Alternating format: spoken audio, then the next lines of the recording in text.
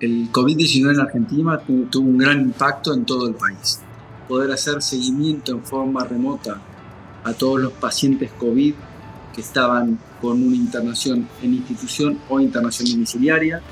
Le tuvimos que dar herramientas tecnológicas al cuerpo médico para que pueda hacer todo este seguimiento.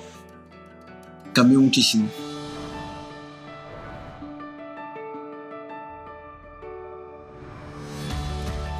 Tenemos 10.000 prestadores médicos asistenciales entre médicos, psicólogos, clínicas, sanatorios, centros de imágenes. El volumen de autorizaciones mensuales, o sea, todos los papeles que presentaban y que iban y venían en forma física o por correo electrónico, llega a las 60.000 incidentes mensuales.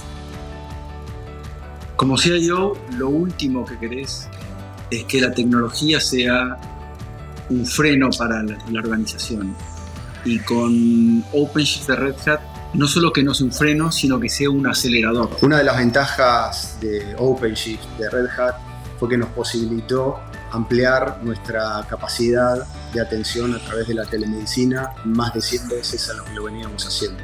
Podido digitalizar estos procesos y cambiar la forma presencial y física por procesos digitales. Con Red Hat OpenShift pasamos de un nivel de trabajo de más del 60% a menos del 1%. Pudimos continuar desarrollando nuestro negocio a la distancia y estar comunicados permanentemente, lanzando nuevas aplicaciones y nuevos procesos que nos permitan hacer las cosas de manera mucho más ágil, digitalizando todo lo que se podía. Y para nuestros asociados creo que fue fundamental nuestra capacidad para darle respuesta inmediata a sus necesidades en el peor momento de la pandemia.